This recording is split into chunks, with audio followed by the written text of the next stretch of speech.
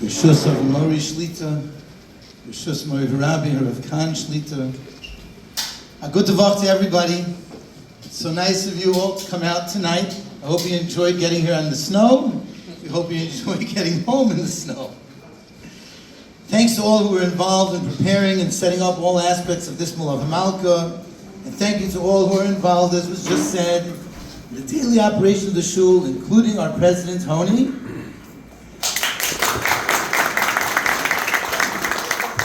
Each of you in your own official capacities, and just for every single person who comes to daven and to learn in the shul, each one of you are a critical element of what makes Kehillah Main Park the very special Malkum Torah Tefillah that it is. And in that sense, Mazel Tov, therefore, to everyone. Rabbi Soloveitchik asked the question, why do Chazal talk about Kabbalah's Ol Malchus Shemayim, and not just Kabbalah's Malchus Shemayim? Isn't it enough to accept the kingdom of heaven? Why do we emphasize Kabbalah's Ol, the yoke of the kingdom of heaven? A yoke is something that keeps the oxen who are doing the plowing in a straight line. It's not always comfortable. It's something that you have to do. And every now and then a person might even feel that way when it comes to a particular halacha, a night seder, some special aspect of tefillah, hearing some das Torah. But the Torah is something we follow not just when it's convenient. We follow it, and we always follow it. It's an old. Rabbi Yosheber then told the following incredible story. There was a woman, a convert, a Gioris Tzedek, and for a long time she was looking for an appropriate shidduch for herself, and it was not easy. At one point, eventually, she met a certain man about tshuva, and their relationship grew, and their frumkeit actually grew together. Eventually, they got engaged to be married. As the man was exploring his past, one of the things that he did was to go to the cemetery, where he found the grave of his paternal grandfather. And he was fascinated by a picture that he saw on the gravestone. A set of hands. He didn't know what it meant. He came back home, he told his kala. They asked their local Orthodox rabbi, who explained, hands like that show that your grandfather, and hence yourself, you are a Kohen. And now we have a serious problem. Because a Kohen cannot marry a Gionis. What are we going to do? All their plans came crashing down. Their future, their life. So this rabbi called his Rabbi, who was Rabbi Yosheber Soloveitchik, to ask if there's any eitzah. And he told them, it's a tragedy. We have to cry for you. But the halacha is the halacha. There's nothing we can do. That, he said, is a Kabbalah's Ol Malchus Shemayim. We don't just accept Torah when it's convenient. Sometimes it is difficult. And yet, that yoke we bear, the Kabbalah's Ol Malchus Shemayim. We read this morning, Im Shamoa Tishma L'Kol Hashem L'Kecha, Hashem promises various things if we listen to Him.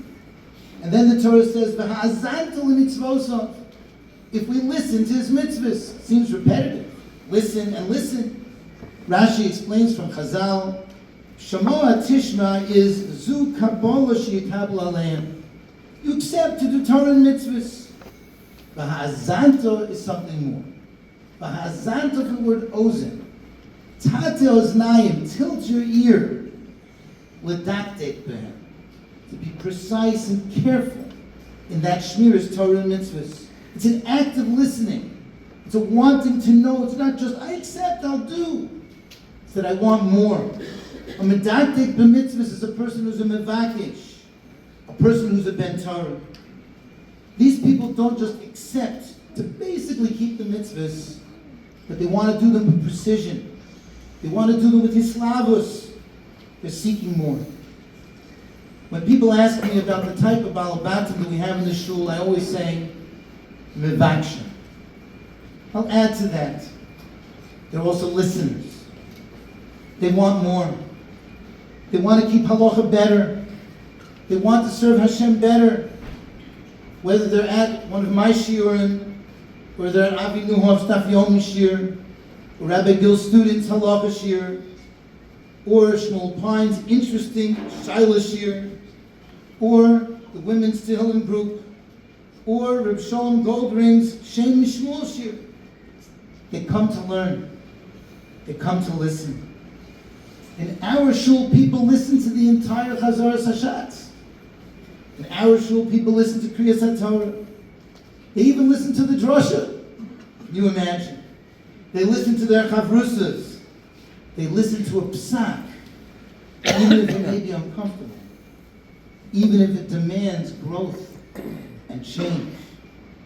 That's why the people in this kehillah over the last 19, 20 years have grown so much.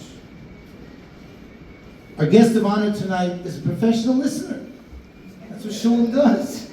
He's a family therapist. He says the Friday night Shem Mishmuel shir.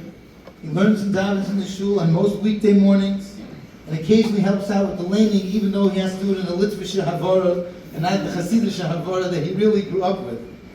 Amazingly. So thank you, Shulam.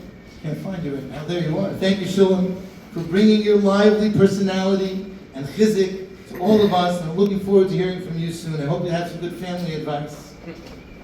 Additionally, it's a tremendous covet for me and for all of us to hear from my Rosh Kolel, Rav Hagon, Rav Aaron HaKohen Khan Shlita later this evening. Some of you might remember the very first, wasn't Melave Malka, it was an installation dinner 19 years ago.